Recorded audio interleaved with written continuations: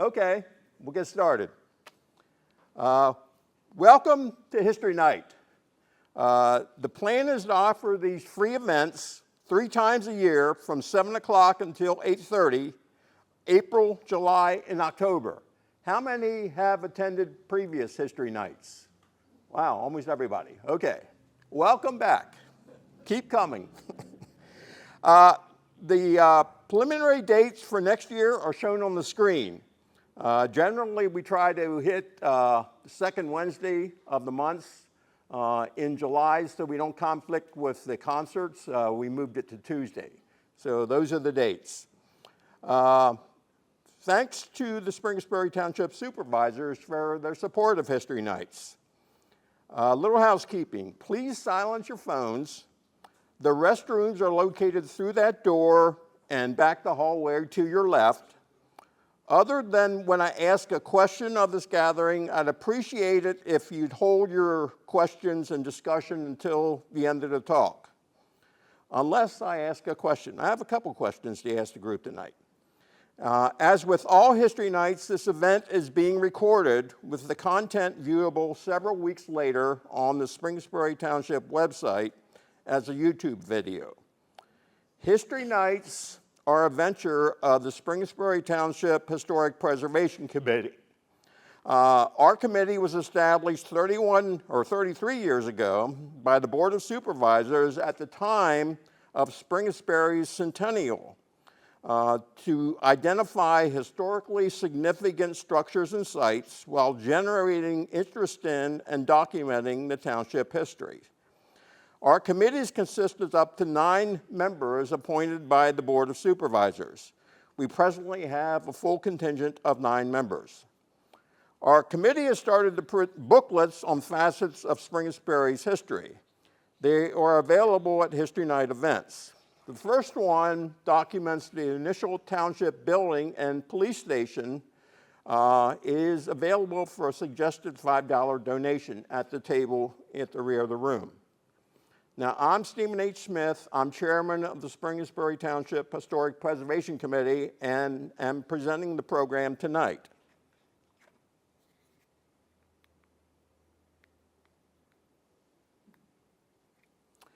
Now, tonight's topic is a trip down memory lane, which will explore the fascinating history of memory lane and the property owners and businesses along it. First, a quick review of the next History Night event in April 9th of 2025, where I'll share stories of the 16 past and present hotels and inns within Springettsbury. So, since our History Nights began 3 years ago, we've received numerous suggestions for additional topics, so we will never run out. Doing something on the motels and inns of Springettsbury has created a lot of interest in the past 2 years, hence the topic of the initial History Night event of 2025.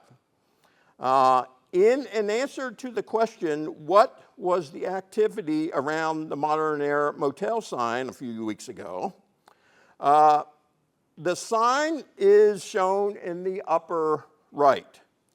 Now, during the day and during the night, it was like that.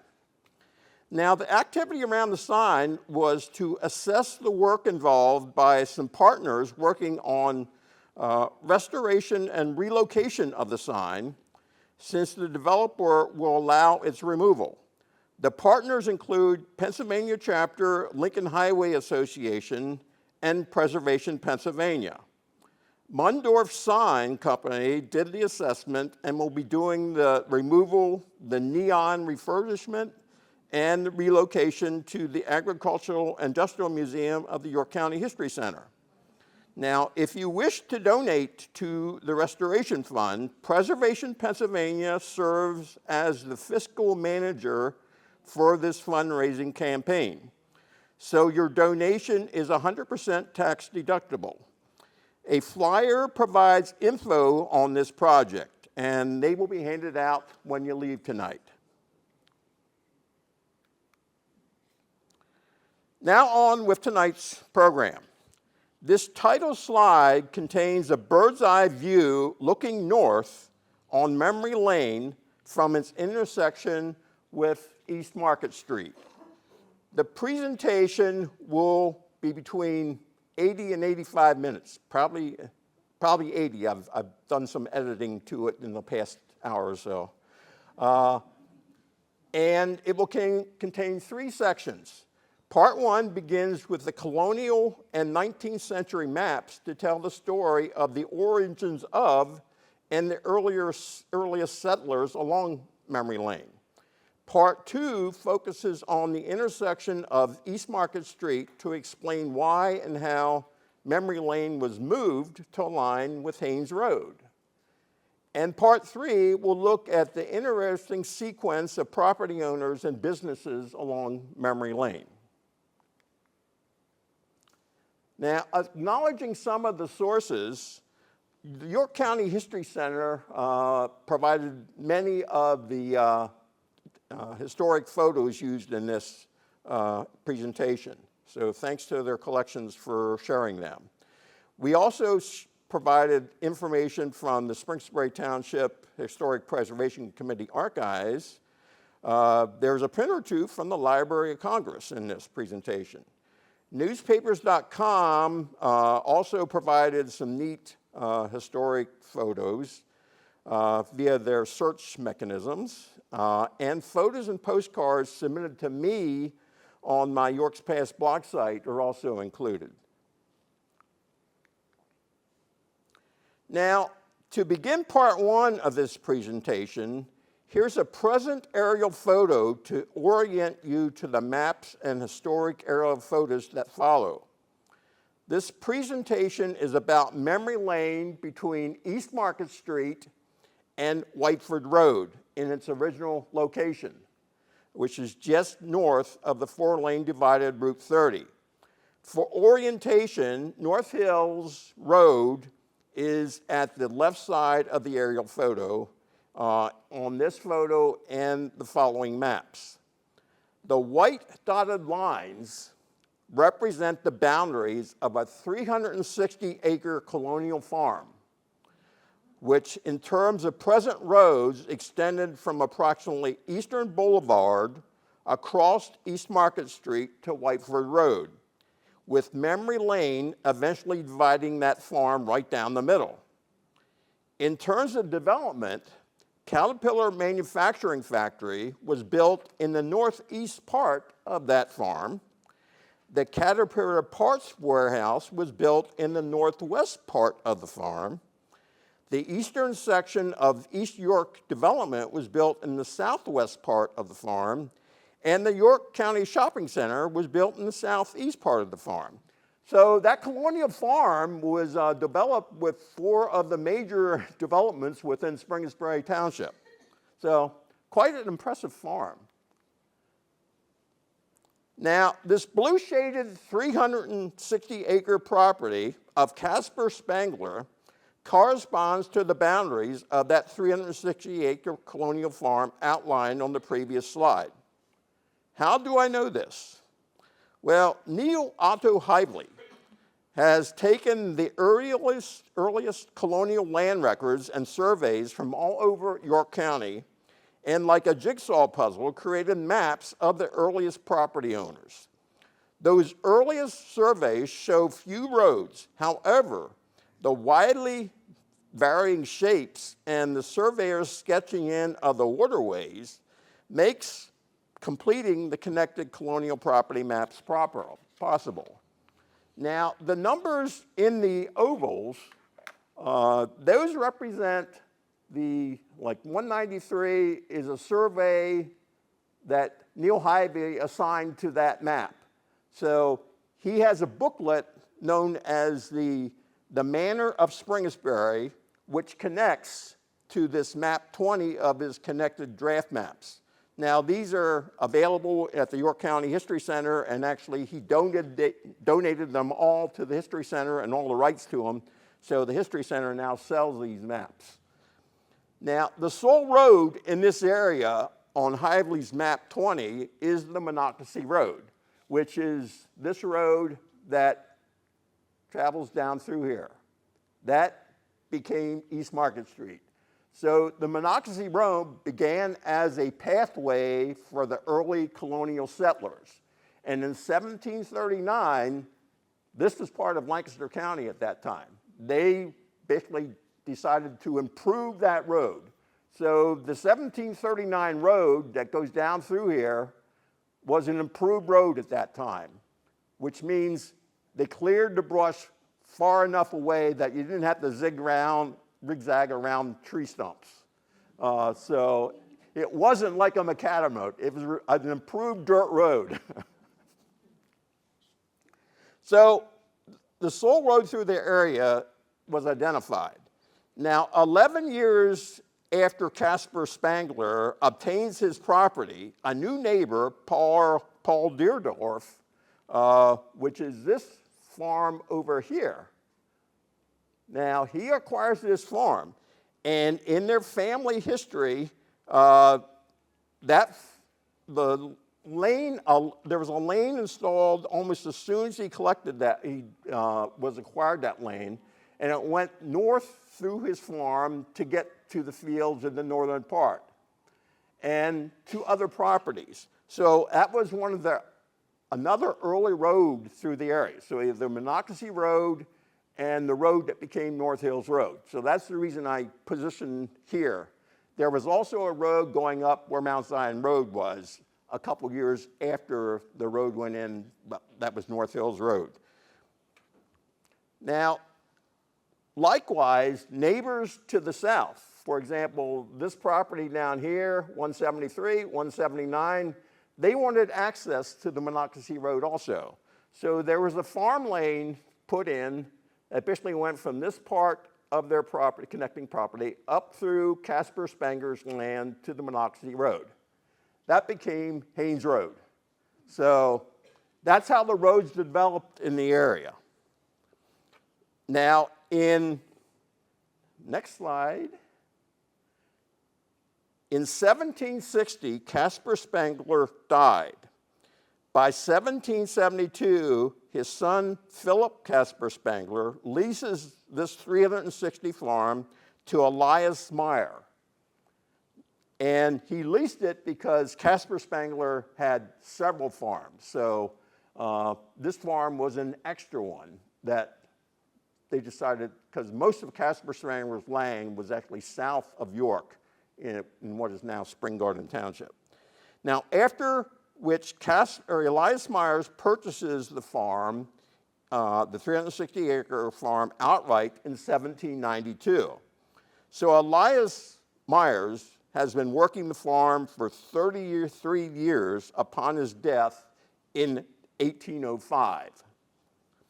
Now, Elias's will provided his sons, Jacob and John, shall receive the 360-acre farm partitioned such that both sons receive equal value and equal area.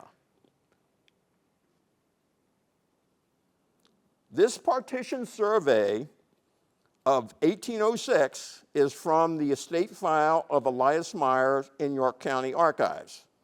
The estate of Elias Myers was divided by a, quote, jury of 12 honest and lawful men that decided the location of a partition boundary to create equal value and equal area tracts for Elias's son, with tract 1 given to Jacob Myers and tract 2 to John Myers.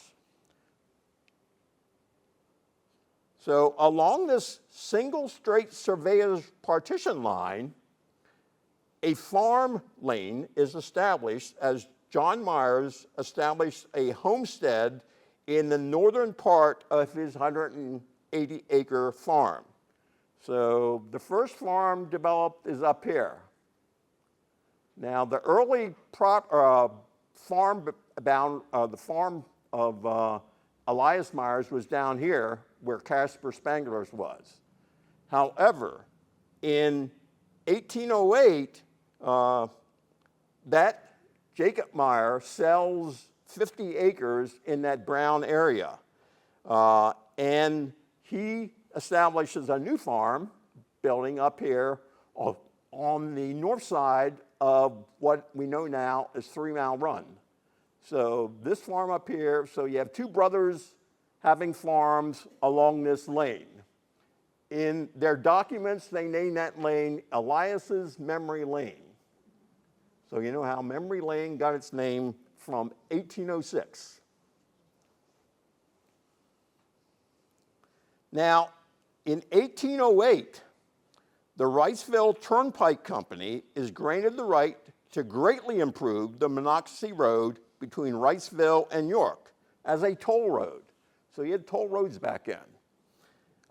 Once the macadamized road, 21 feet wide and 1 foot thick in the center, slanting to the sides, was completed in 1818, tolls commenced to be taken on the Wrightsville Turnpike.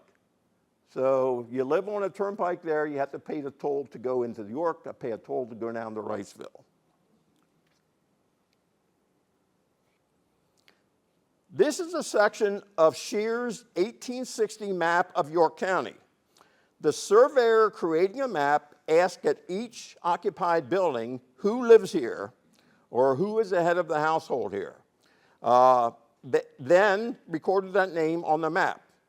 At the green arrow, Michael Weidman occupies the former John Meyer farm. And at the yellow arrow, John Myers occupied the former Jacob Meyer farm.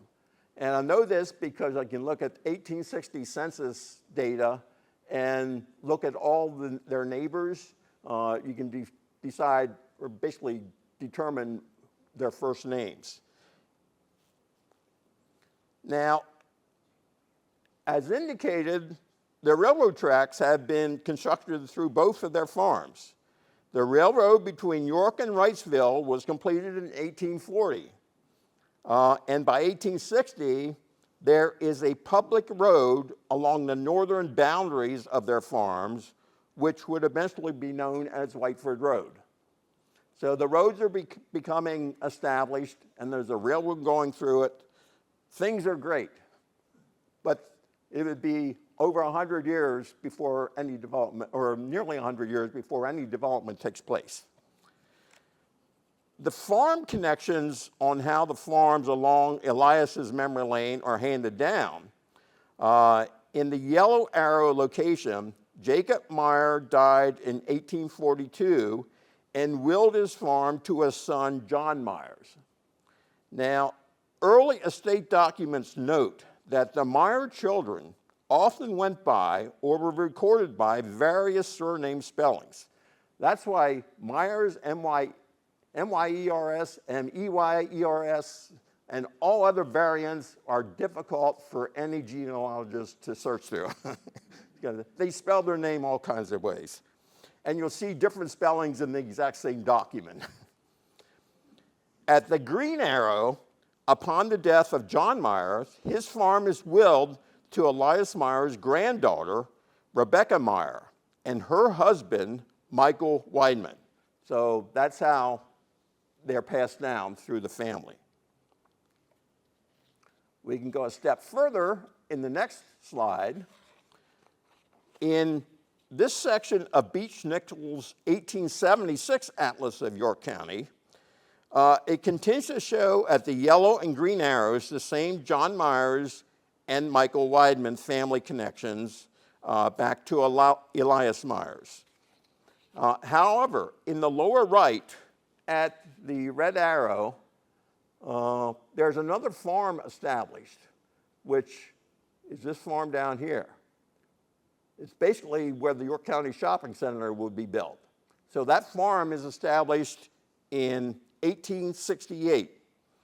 And it was established because, and the farm is noted as A.C.N. Matthews. A.C.N. Matthews up here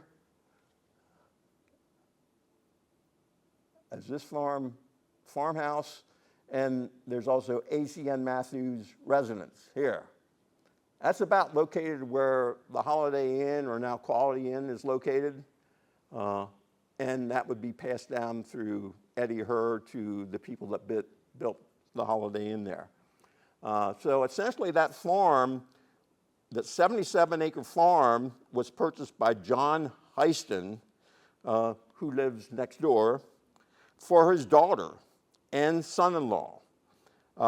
And it was transferred to them in a deed of 1868 to his daughter Annie and her husband Alfred Cannon Nolan Matthews. He was a Baltimore merchant and auctioneer. So evidently Annie was traveling the railroad down to Baltimore and spent a lot of time at this auction house, and she ended up marrying the auctioneer. So her parents evidently wanted her to spend time in York, so they gave the farm next door, bought it, and gave that to her and her husband. So that's kind of the history of that farm. It's kind of neat. Now, 1947 shows little has changed since the 1876 era. You still have 3 big farms at the Green Arrow, Yellow Arrow, and Red Arrow. So, and if you look along the Yellow Arrow, there is no development along the west side of Memory Lane. 0 development in 1947, even out to Market Street. So this 1947 photo, again, shows little has changed. Besides the 3 farms in 1847, there are 3 residential homes along Memory Lane, with 1 containing a business. So that's the properties, let's see, if I can get this. Yeah, right there, there's a business, and then there's 2 farms down here. I'll explain them a little bit later. After I first examined the Green Arrow up here, that farm. Now, in this slide, this is a 1951 northwesterly view, bird's eye view. It's from a Caterpillar Tractor Company report. They just started doing the drilling to test if the rock below it was satisfactory to support a factory and the machinery. Now, I've annotated it with road names and include a box of the sequence of owners. After Michael Weidman died in 1880, his son, Jacob Weidman, is the next owner of the farm. Via his mother, Rebecca Meyer Weidman, Jacob is a great-grandson of Elias Myers. Jacob appears to be the final family member, occasionally using the name Elias's Memory Lane. Thereafter, the lane is either referred to by others or in documents as just Memory Lane or simply a public road. So in 1903, the estate of Jacob Weidman sells the farm to Edwin Myers, and it becomes one of his many farms in his complex of Meadowbrook Farms. Edwin Myers does not appear to be related to any of the previous owners of this farm, although it's a hard time deciphering who's related in the Myers family. Meadowbrook Farms then passes to Harold Robinson in 1950 to Alva Long, before this particular farm is sold to Caterpillar Tractor Company in 1951 as the site of a parts manufacturing facility. Now, at that time, 1951, you have some development along Memory Lane Extended. Actually, that developed much before Memory Lane, which is kind of curious because it's further away from East Market Street. Next, we'll look at the bird's eye view of the farm at the Red Arrow, initially established in 1868 at what is now the corner of East Market Street and Memory Lane.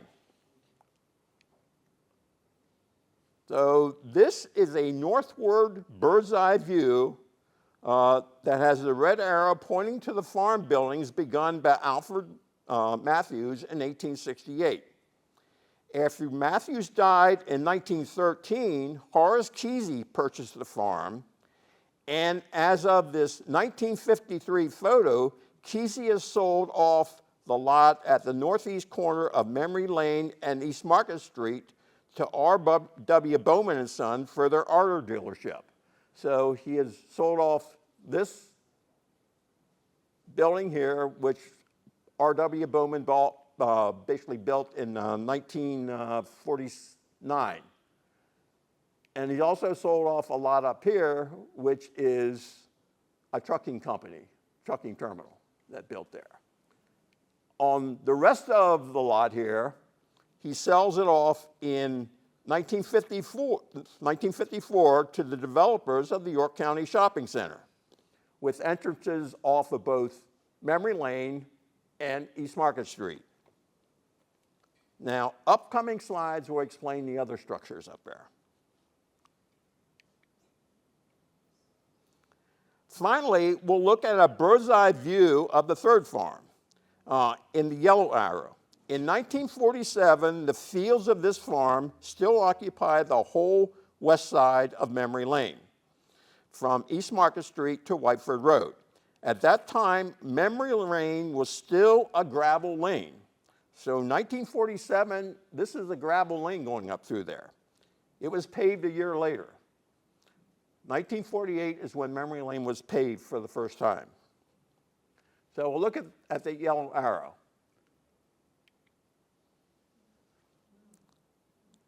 Now, this is a 1930 bird's eye view of the Shasberger-Dempworth farm buildings. After John Myers, the grandson of Ellis Myers, died in 1890, the survivors convey the majority interest in this farm property to John Myers' daughter, Amanda Myers, who is married to Edward Shasberger. And after Amanda Shasberger dies in 1920, the majority interest in the farm is with her daughters, Annie Shasberger and Nellie Shasberger, who is married to John Dempworth, which is the reason why this farm is known as the Shasberger-Dempworth farm. It is these sisters that maintain the family connection back to Elias Myers, with them being his great-great-granddaughters. More on the lot where these farm buildings sit later when we look at Edgecombe Steel Company, because that's where that Edgecombe Steel Company was built. Now, pay attention to the stream named 3 Mile Run, which I'll annotate I've annotated in this photo.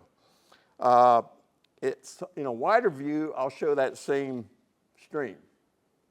So I've simply zoomed in on the 1947 map. You basically have 2 residential properties at the green arrow and red arrow. You have a business up here at the yellow arrow that I'll get to. This is the future location of New Eastern Market. So that's their New Eastern Market property. You have 3 Mile Run coming in this side from Market Street, and it passes Market Street 3 miles from York. That's the reason it took 3 Mile Run. It's 3 miles from York where it crosses Market Street. So it comes in here, goes along the north side of the New Eastern Market property. It crosses under Memory Lane, and then it's now been straightened to go down along here. But back then, it basically went up to the Shasberger-Dempworth farm properties that I showed in the previous photo. So I'll start by looking at this property up here.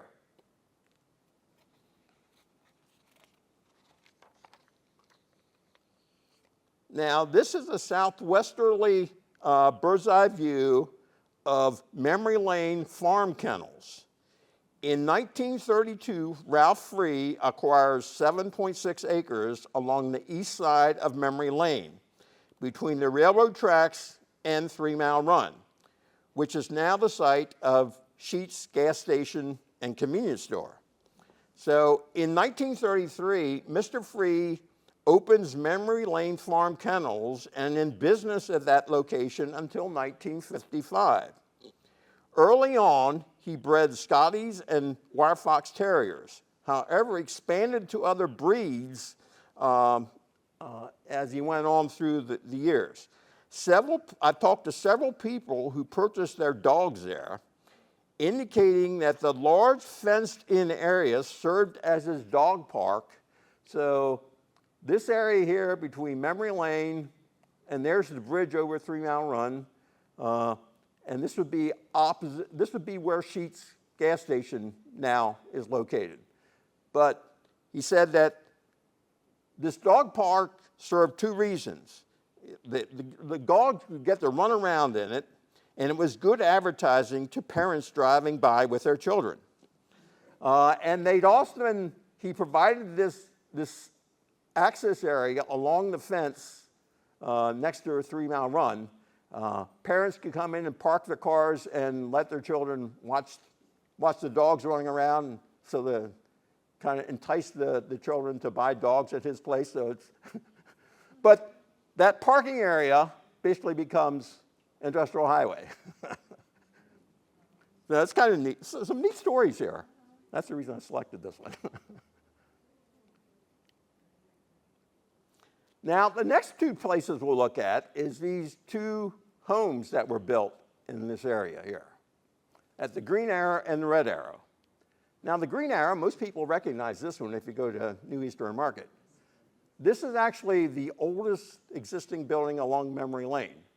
It was built by William H. Dietz in 1934, and when New Eastern Market bought the property, they acquired the 2 homes on both sides of their entrance and then leased them out to tenants.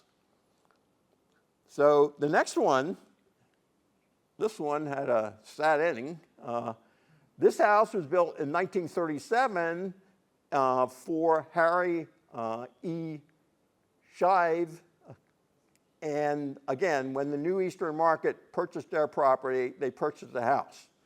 In 2002, there was a fire at this house, which is the reason it was demolished. So that's the first section of the talk. I think I'm right on time. Yep, right on time. The second part of the talk focuses on Memory Lane intersection with East Market Street, to explain why and how Memory Lane was moved in order to align with Haynes Road. Beginning with this present view of the giant gas station on the lot at the northwest corner of East Market Street and Memory Lane. In 1949, the York Diner was the first structure to be placed on that lot. After the diner was split into 3 sections and tracked from its original location on North George Street in York, they wanted to build a parking lot, so he decided to move out to the suburbs. This March 30th, 1949 photo shows one of those sections traveling on East Market Street in Springettsbury Township right after it had passed Russell Street. And that house on the right is believed to be 2215 East Market Street, which was one of the few buildings along East Market Street in East York that was torn down for redevelopment. So that house no longer stands, but when we look at historic pictures, that's definitely the house at 2215 East Market Street. So after moving the house out, in a matter of 1 week, they were back up and running. And here is the York Diner after it opened in April of 1949. It was in business on this lot, which was, I call the giant gas lot, until 1960. Originally, it was not directly on the corner. However, after Memory Lane was moved in 1959 to align with Haynes Road, the York Diner was directly on the northwest corner of East Market Street and Memory Lane. The new location of Memory Lane reduced the size of the diner's parking lot considerably, resulting in the owner taking his diner again on the road. He moved it to a location which is about where Chick-fil-A now exists. So That diner was moved a couple times.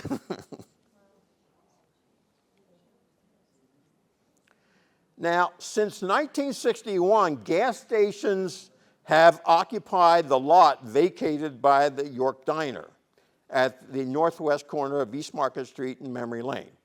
The first was a full-service gasoline station occupied by Texaco.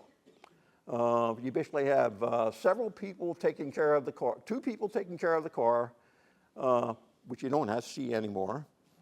But this was the ad placed in the, for the opening of the gas station, March of 1961.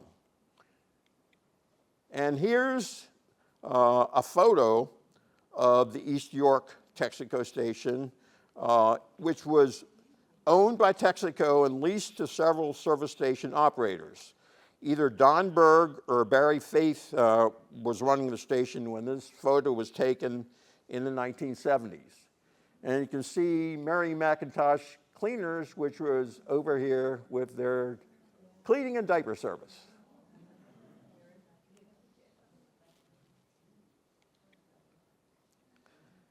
However, in 1983, the full-service Texaco station was torn down and replaced by a self-serve BP station with one of their on-the-way mini markets. Now, you have to realize that mini market was very, very small. It's about the size of well, it is the size of the service area in the middle of the giant gas station now, which is like maybe 6 feet wide and 8 feet long. So the mini market was very small at that time, but they still, they advertised quite a bit about having a mini mart at a gas station. Now, in 1999, Shipley Stores take over the mini mart gas station and convert it to mobile gas as Tom's Mobile. At the right, car lights stream by on Market Street. The Hess station sign seen over in this area is for the Hess gas station on the other side of Memory Lane, which is where the Mod Pizza now exists.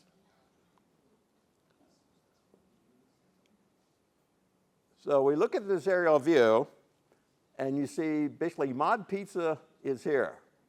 Now, Memory Lane began as, like I said, it was a straight surveyor's line back through here. And this was Memory Lane until 1959.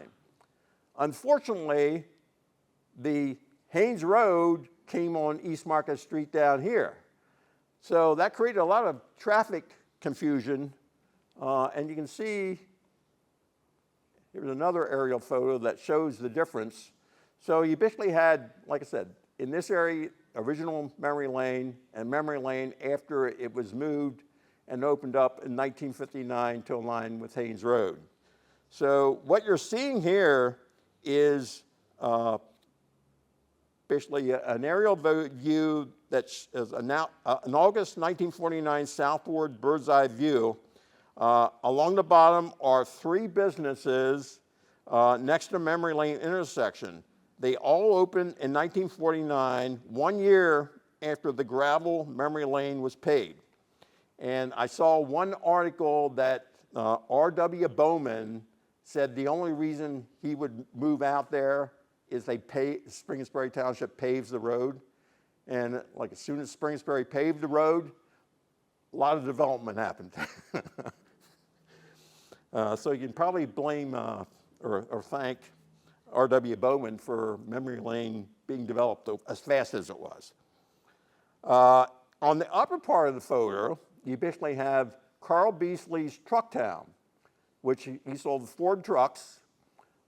This is like a couple weeks before it opens in 1949.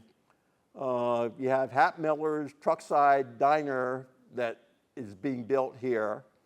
The York Diner down here. You have R.W. Bowman selling GMC trucks. So this was essentially the truck stop on the Lincoln Highway. Because you have 2 truck dealerships, you had 2 Niners here, and you have a gas station. So this is the truck stop in the early 50s for truck travel on the Lincoln Highway or East Market Street. So this is another view, bird's eye view, this time looking to the northeast. I use it to point out another view of the Amoco station, which was built where this becomes the location of the Hess station. So this Amoco here becomes a Hess station, and then a Shell station, and then back to Hess, and that's where Mod Pizza is. So this is, like I said, the original location of Memory Lane. The first building built on it was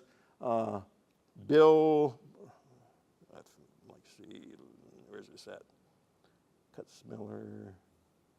Bob Kitzmiller's Amoco was the first building built on that property. And that's there until the new Memory Lane is built. Up here is another view of the farm where the York County Shopping Center would be built.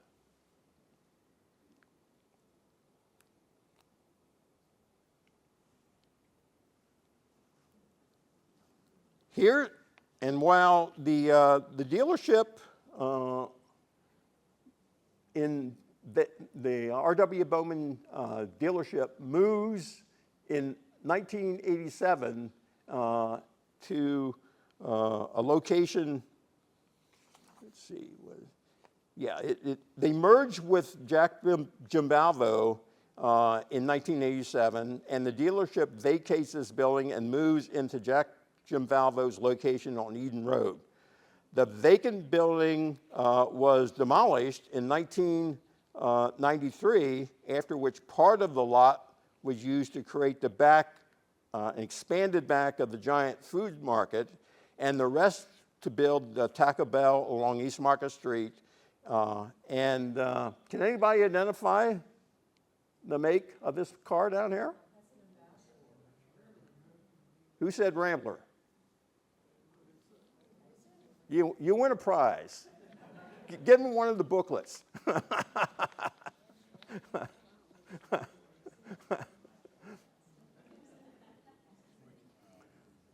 Yeah, actually, R.W. Bowman started out a truck dealer. He started a truck dealer, but then he became a car dealer of American Motors, Ramblers, Mercedes-Benz, Jaguars, and Packards, to name a few. So essentially, like I said, this dealership was, when I wrote a post about it, I got a lot of comments about all the various cars that people bought there. Now, unfortunately, with the York County Shopping Center opening, the Caterpillar Caterpillar Tractor Company opening up, traffic really got bad really quick on this section of the road. In 1955, this 1956 photo shows that intersection looking to the east along Market Street. At the green arrow is where Haynes Road comes out, and 40 yards up the road is where Memory Lane comes out. So you have people coming down here from Caterpillar trying to get into the development, and so you see these cars moving out to the middle lane trying to get by here. There were a lot of accidents on that. This is a view looking the other way in 1958. So it is reported that they now have a traffic light there. If you can see it there, it's hard to see, but that's a traffic light.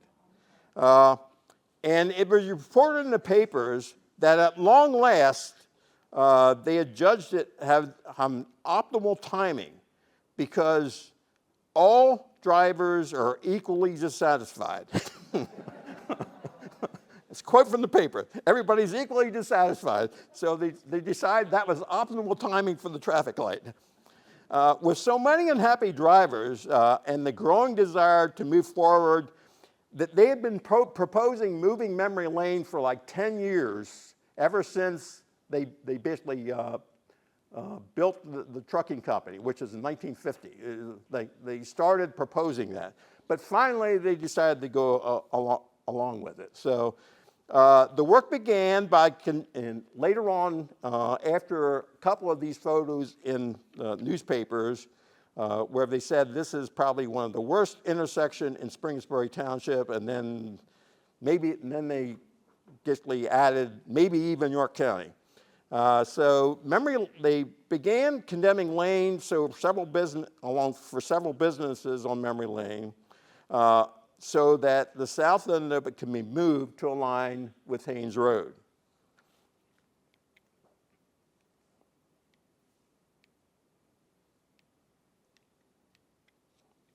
I'll have a backup. Okay, this is a view north from Haynes Road across East Market Street to Memory Lane. On the day the relocated section of Memory Lane opened in 1959, the single four-way light above the intersection, this light up here, that controlled the traffic, was judged to be a godsend. Suddenly the traffic flowed easily. A lot had to do with aligning Haynes Road and Memory Lane. But if you look at the Kitzmiller's Amico, basically the road was going right up to the edge of it.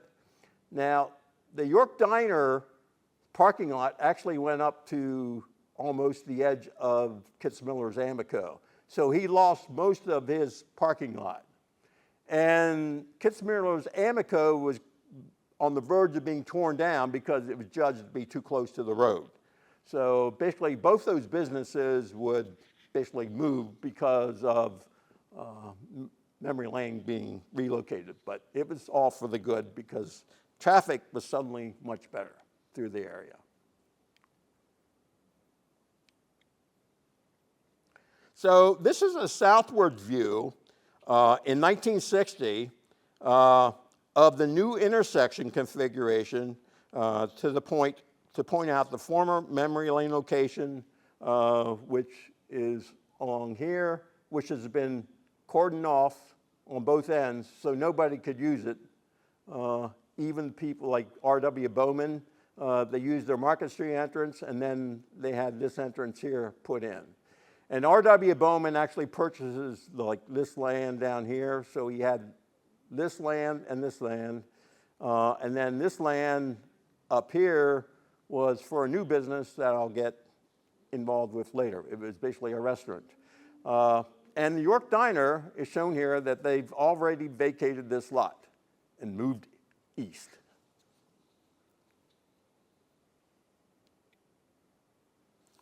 Now, on September 16th, 1960, John F. Kennedy was campaigning for president, and he swung through central Pennsylvania.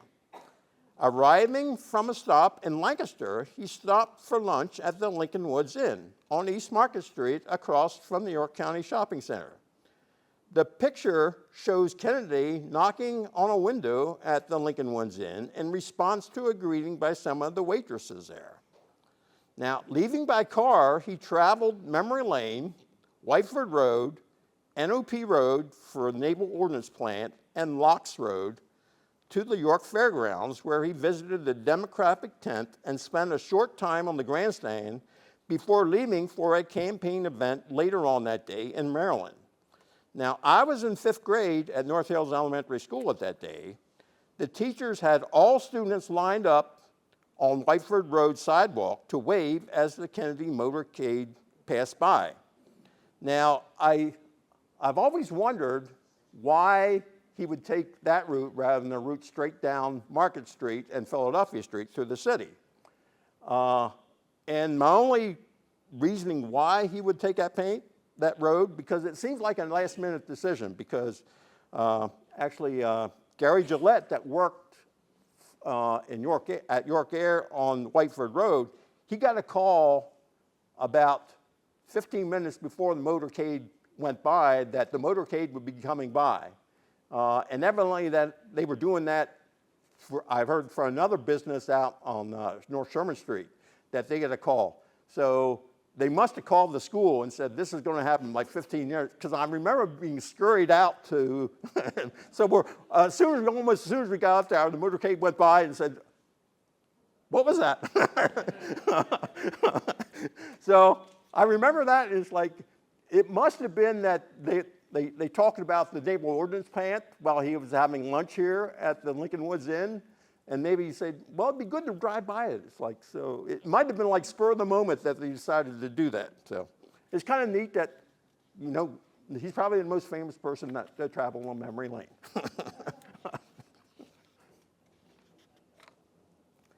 Now, memory lane flooded a lot often, mainly at the intersection with East Market Street. And this intersection basically has a natural shallow location. And if you probably don't remember, but it showed a drainage ditch going up to, I'll have to show it in one of the later photos. But there was a drainage ditch that went from this area to 3 Mile Run through the fields. As they started developing those fields, they started filling in that drainage ditch. So this is the result. And to solve that problem, they installed a fixed 6-foot drainage pipe from Market Street intersection that emptied into 3 Mile Run. This photo shows some of the pipe being placed under Dixie Drive, which is one of the drives in the development east or west of Memory Lane.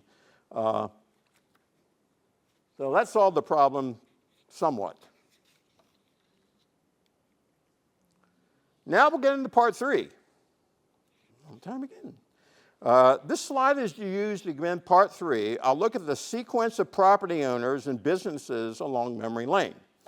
I begin by briefly looking at the factories and stores, and then I'll finish with the business that people tend to have the most interest, the food places.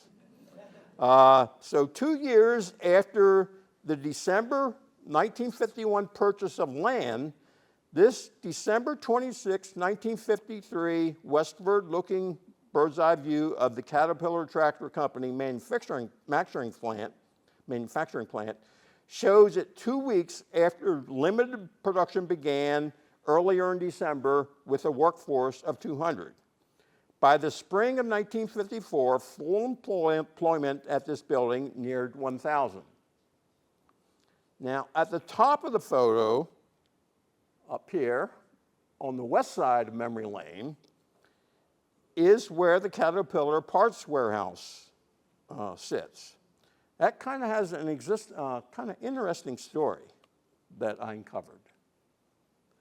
Now, at the time of the construction of the Caterpillar manufacturing factory, as it was just getting started, these were the front page headlines in the January 25th, 1952 York paper.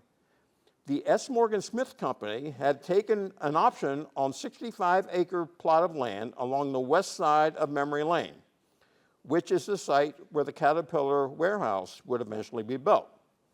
After Smith started drilling to determine the layout, depth, and characteristics of rock under the land west of Memory Lane, it was concluded the rock formations were not suitable for their heavy machinery. And if you know the S. Morgan Smith Company, they have some big machines that they machine on for the big turbine wheels. Instead, Smith found an alternate plant site along the East Berlin Road in West Manchester Township. And through a series of acquisitions, that S. Morgan Smith plant is now operated by Voith Hydro. So an S. Morgan Smith plant was almost there before Caterpillar. This eastward-looking bird's eye view in 1959 shows the Caterpillar warehouse at the bottom of the photo.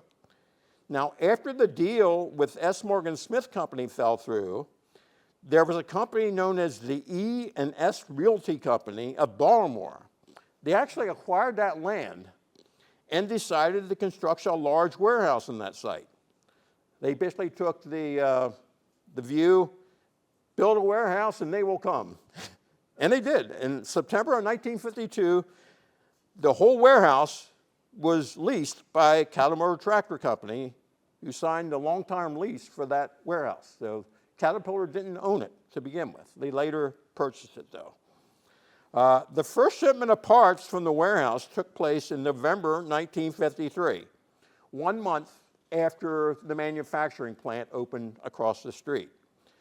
The warehouse stocked parts made at all Caterpillar manufacturing plants and served as Caterpillar's principal Eastern parts export facility, which it still does.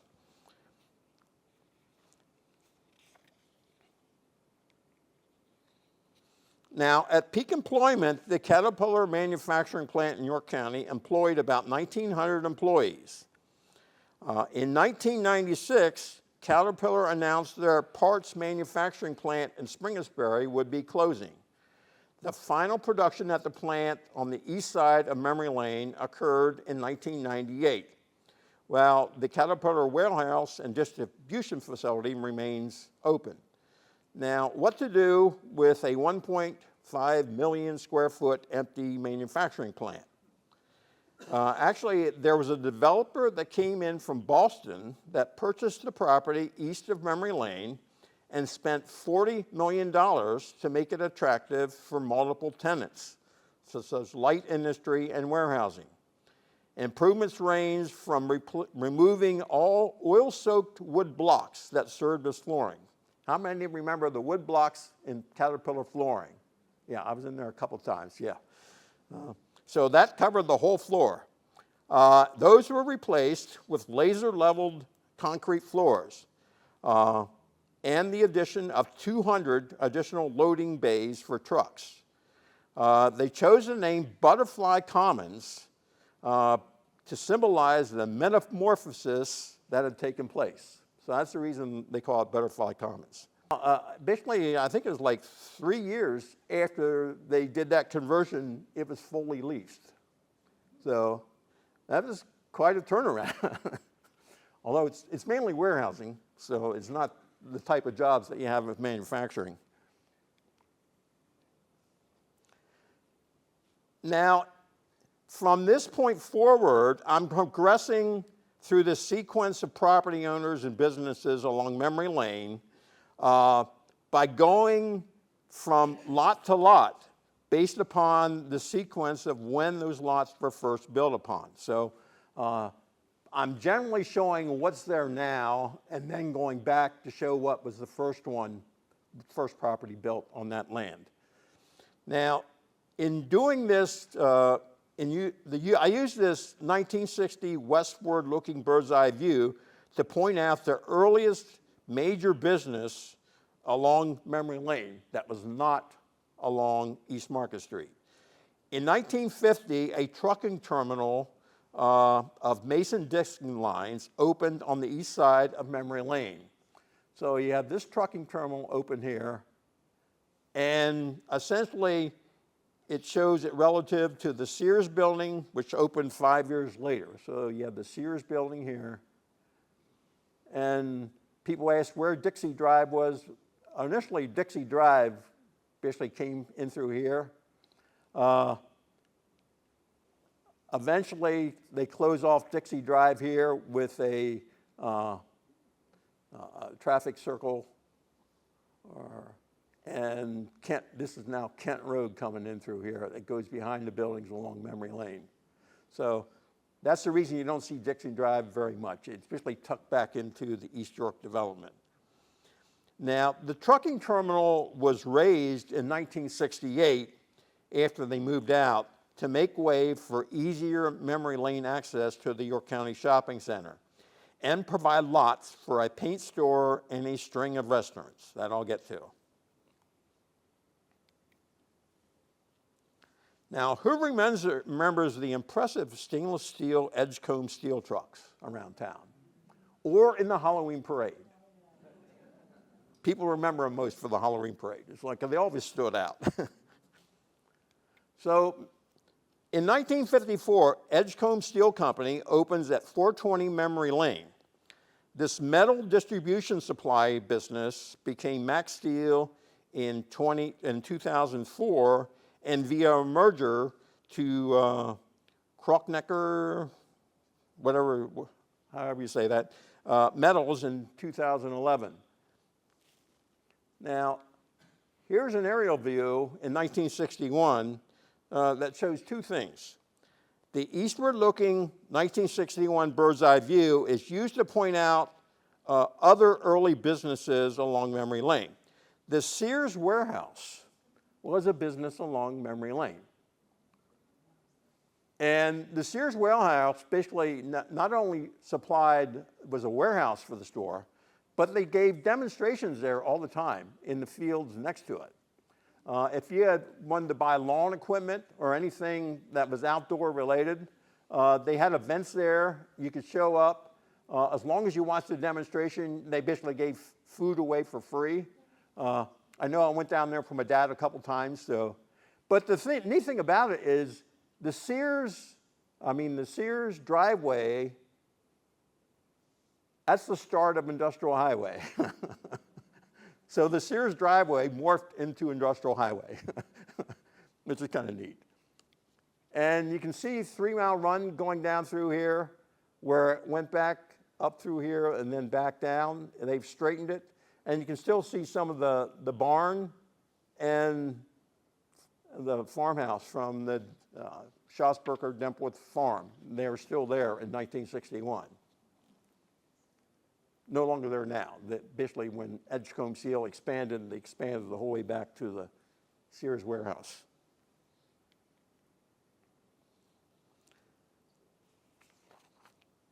The Goodyear service store opened at 42 Memory Lane in 1965. However, it was not the first business on that lot. Who knows what the first business was? Trampoline Center, right there. Another booklet. Yes, it was a trampoline center. The Spring King Trampoline Center opened at the corner of Memory Lane and Dixie Drive in May of 1961. That's the location where the Goodyear store is. The Trampoline Center shut down because the rock and roll music played on their sock hops disturbed the nearby residents, who actually filed an injunction against the business. Those residents did not like the cars cutting through to avoid Market Street traffic. So Dixie Drive was dead-ended in the development, and Kent Road became the Memory Lane access to that area. So you basically have, here was the original Dixie Drive, so they basically truncated it here, and you have Dixie Drive stopping here. Now you have the new Kent Road, which goes along the back of the Memory Lane businesses. So this business opened in 1961 and closed in 1964. So I remember at that time I was with a couple of my buddies and just starting junior high school. We'd ride our bikes down to that and jump around the trampolines. We stopped. Usually you'd see somebody getting hurt, so that kind of discouraged us. Somebody back there got hurt. They were not that safe. You tend to basically you jump around and you get stuck in the springs here, or you jump off and you land in the solid ground.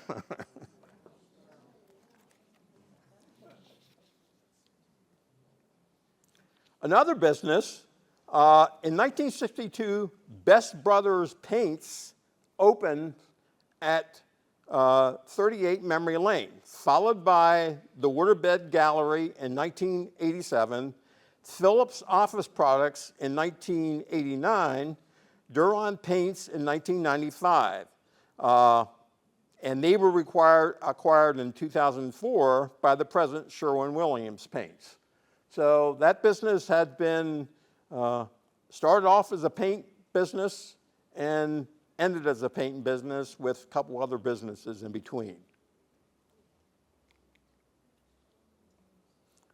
Whitecoat Carpets was the first business opening at 104 Memory Lane in 1967, followed by Mr. Panel, Speedy Muffler King, Precision Tune Auto Care, and since 2003, the present occupant, L.J. Allen Tire and Auto Store.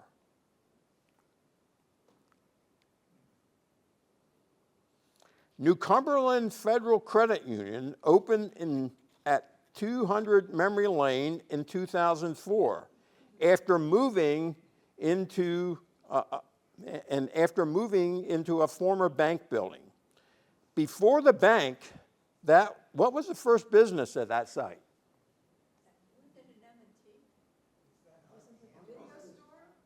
What's that? No.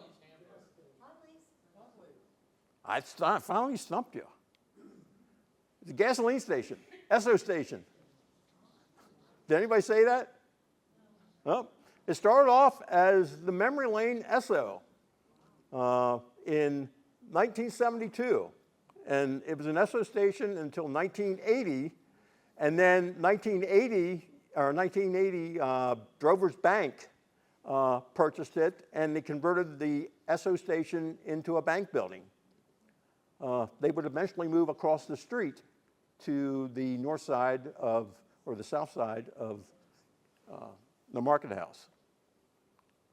I stumped you once. Okay, the next business we'll look at is Franklin Stevens Jewelers. They moved to 180 Memory Lane from the York Mall in 1993.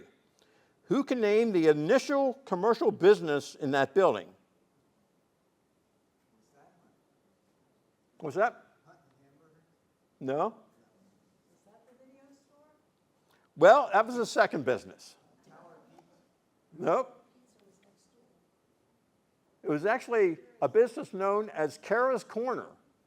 Joan Bradford opened it in 1972, specializing in collector's items, and was in business until 1982. Home Video Library, they conducted a VHS and beta video cassette rentals. Who remembers them? At that location from 1982 to 1988. So you basically had that business was now the Jewelers.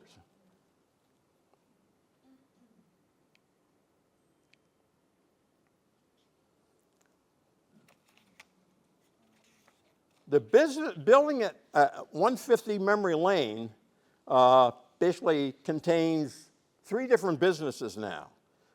Right now, it's a Smoke Plus and a U2 Nails and Spa. The sign says they're opening next month. So, new business. It replaced Spartan Computers, and Boost Mobile is in 150C. When the building was initially built in the 1970s, what business was located there?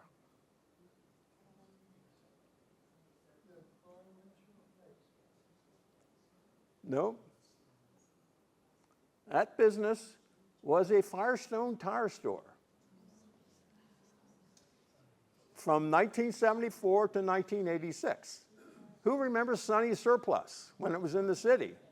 Well, that was the place when they moved out in the suburbs from 1988 to 1997. Mattress King was there 1999 to 2000, and then Miles Maytag from 2001 to 2008. Now, in 2009, the Memory Lane building was sectioned into 3 units. The first business to occupy that building in the new units was Jimmy John's. They have since moved out. I don't know where they moved to. Yeah. There was a drive-through at the York County Shopping Center. That processed film camera. So you have basically camera film that was processed there. It was there for like 3 years. Who remembers that? I remember utilizing it one time. That was the only time. So it was at the Memory Lane entrance to the York County Shopping Center for 3 years.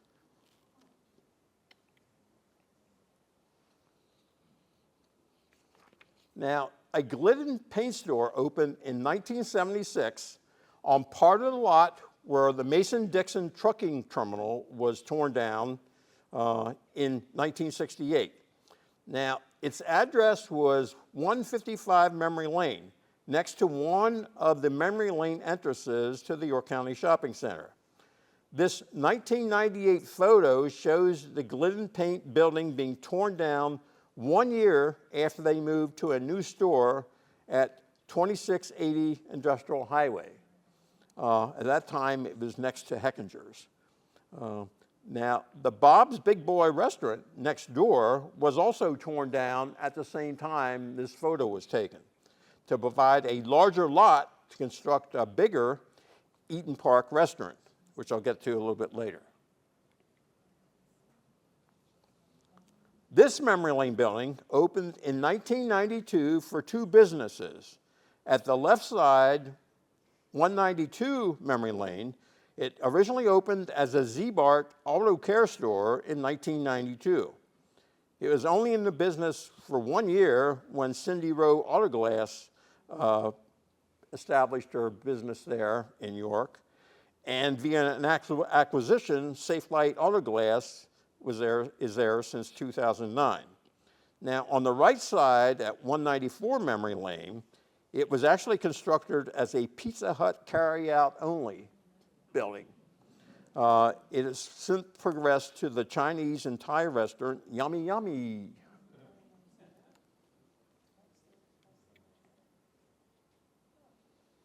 In 1996, a Valvoline instant oil change shop opened at 75 Memory Lane. It was built at the Memory Lane entrance to the former R.W. Bowman and Son dealership.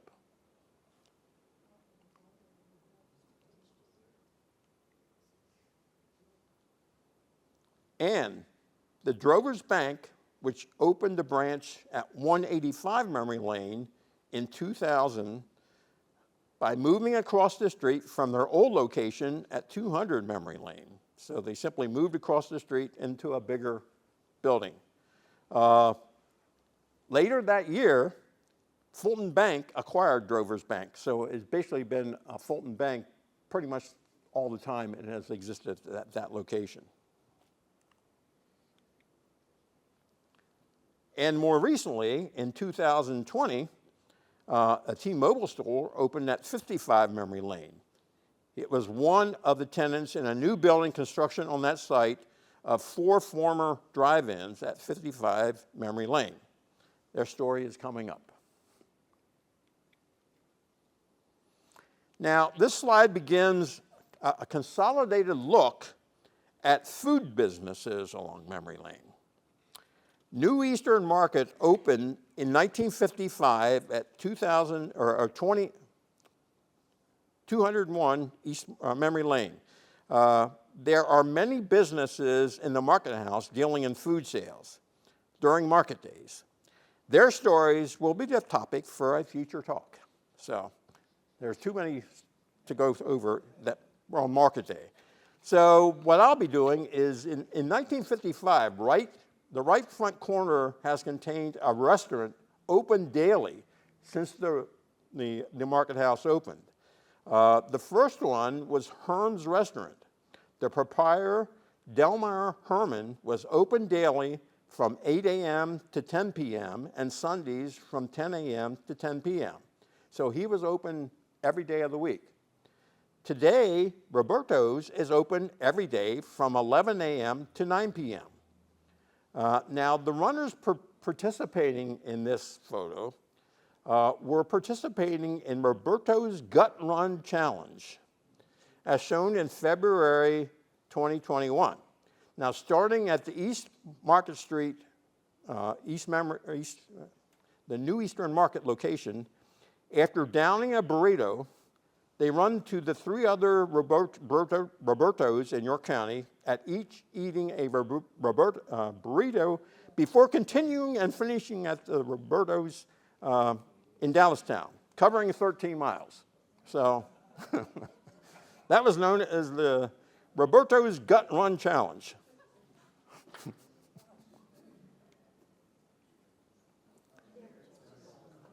Oh, people remember this. The Doghouse Restaurant is at the site where Mod Pizza now sits. It was at that site from 1965 to 1968. In this 1967 westward view along East Market Street past Memory Lane.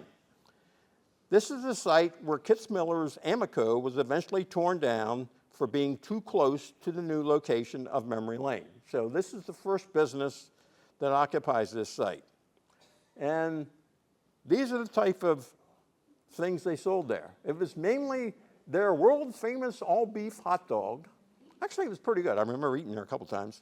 And their milkshakes. Essentially, it was a 24-hour restaurant. They also served hamburgers and french fries, but they had a limited menu. Now, after the Doghouse closed, both Shell and Hess gas stations were located on this site. In the final years of the Hess station, from 2000 to 2011, a Hess convenience store was located in the north end of the lot. Again, it was a fairly small store, but compared to current convenience stores. The Embers operated at 100 Memory Lane from 1995 until 2017. The building has been vacant since then. In 1959, the Embers began in the lower level of the York County Shopping Center. However, was forced to move when their part of the shopping center was demolished to create the present York Marketplace. Now, what was the initial restaurant at this location? Fireside. What? Fireside, wasn't it? No? Bonanza, I heard back there. Who said Bonanza first? Over there? He gets a book. Yeah, actually, the first business was Bonanza. Bonanza Sirloin Pit from 1965 until 1973. And it was followed by the OK Corral #2 from 1973 to 1994. So this photo shows the final work being done on the Bonanza Sirloin Pit number 72 prior to opening in 1965. In 1973, John Poff, who was the owner-operator of the OK Corral, he started with OK Corral #1, which is at 3014 East Market Street, which was next to the Dairy Queen. He purchased this site, and he operated 2 OK Corrals within that short distance of one another. They both stayed open for a number of years. Eventually, he closed down the first one, and that became, I think it was a Yorkshire restaurant at that time. But this stayed open until 1994 at this location. And essentially, when this closed and Embers was forced out of the shopping center, they selected this location. Kentucky Fried Chicken opened at 190 Memory Lane in 1983.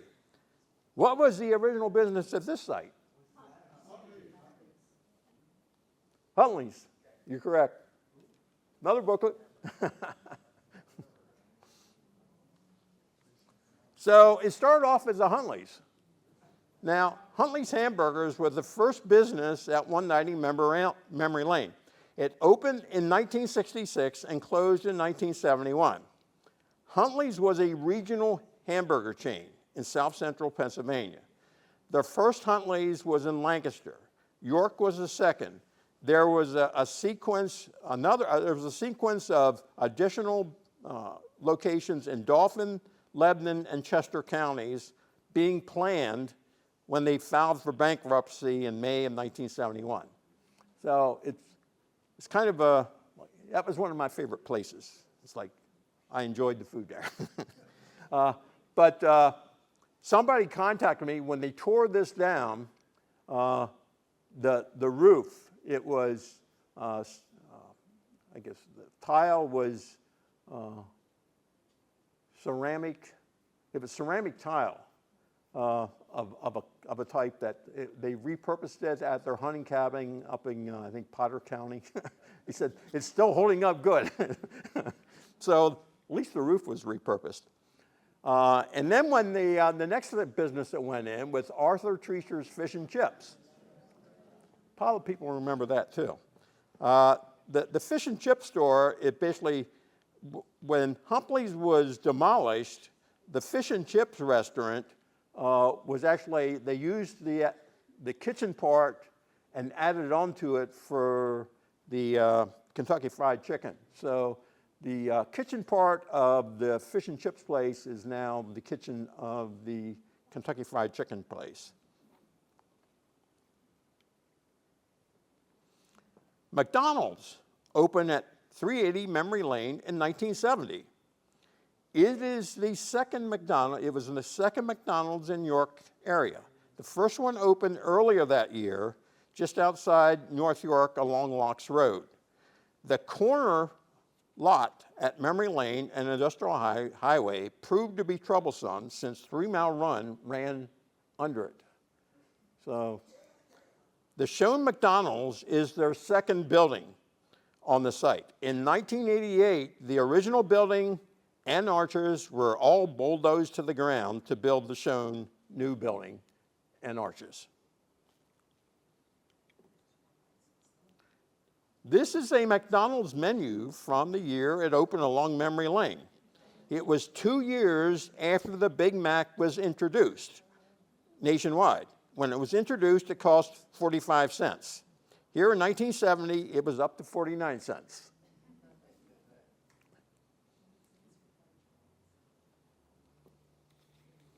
So the McDonald's is kind of famous for cave-ins. In 1971, the first of 2 cave-ins occurred in the parking lot of the McDonald's. The culvert carrying 3 Mile Run under the parking lot collapsed. It took almost 5 years of litigation after a lot of finger pointing between the contractor, the steel company, and the fabricator to settle the first lawsuit. When that was settled in 1977, there was another cave-in.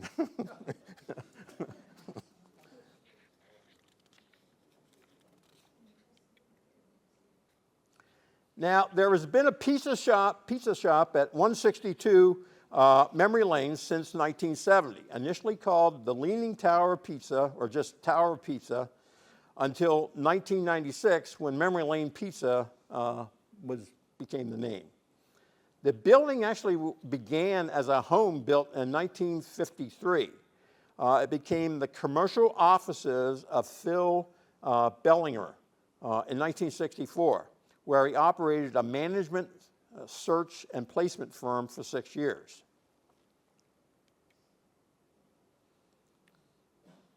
Round the Clock Diner East opened in 2015 at 145 Memory Lane. Now you know the location I'll be discussing on Memory Lane for the next couple businesses. This was at the entrance of, this was at the entrance of the York, well, the York Marketplace isn't built then, it's still the York County Shopping Center at that time. But it basically is where the Elby's Family Restaurant, home of the Big Boy, was opened in December 9th of 1974. And this representation in the ad is very closely how that restaurant appeared. Elby's Big Boy was built on part of the lot where the Mason-Dixon trucking terminal was torn down. So here are all the restaurants that existed on that lot. Elby's Big Boy, 1974 to 1984, and Bob's Big Boy, 1984 to 1994, were operated locally by the same people. So it's essentially the same restaurant. It was simply the corporate level, at the corporate level, the name change occurred. So when you say you like one or the other better than the others, it was actually the same people running both of them. The Bob's Big Boy restaurant closed in 1994, with the building sitting vacant until being torn down in 1998, along with the neighboring Glidden paint store to provide a larger lot to construct the Big Eaton Park restaurant, which operated from 1998 to 2010. The East York Diner and Round the Clock Diner East are operating in that building construction for the Eaton Park restaurant. At the Sheetz convenience store, which opened in 1996, before Sheetz at that corner was the popular Roy Rogers Family Restaurant. Now, which opened on Memory Lane in 1979, was purchased by Hardee's in 1990.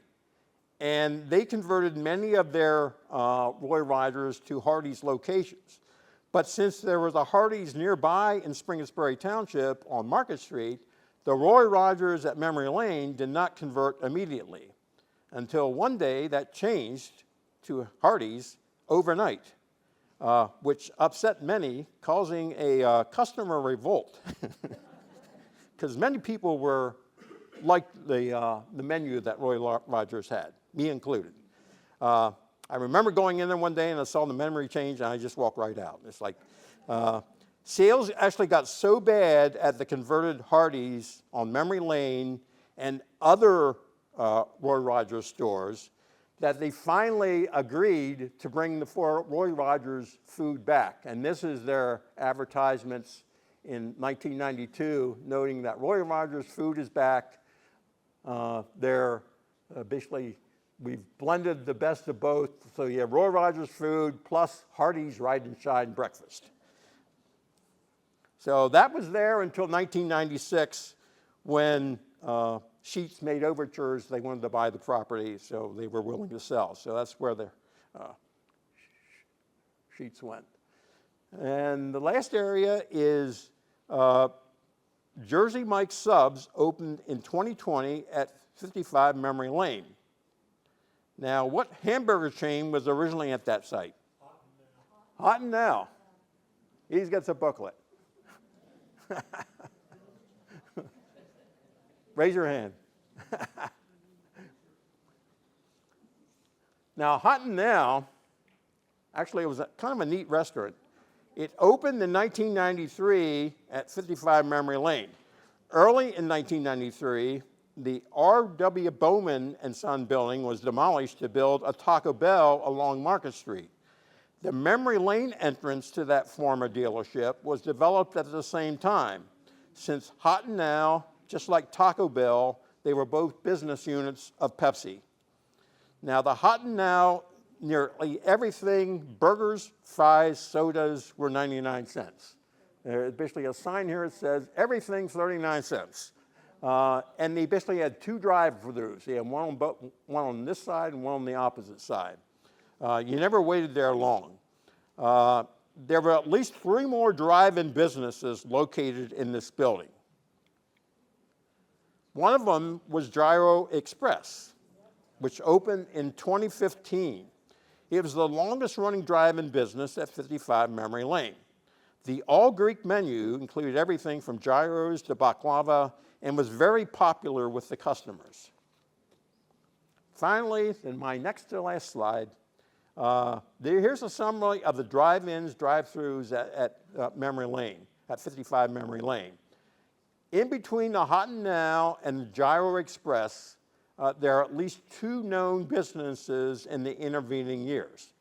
Java the Hut, selling coffee, and Rudy's Seafood and Crab House, which actually won Best of York, I think 3 years They're only open 4, so 3 other years they were best of York for seafood and crab. Several have told me that there are other businesses in the intervening years, but I haven't been able to find it. So if people know that, what those businesses are, get to me. And that concludes my talks. 8:30 on the dot. If you have any questions afterwards, you can raise them now or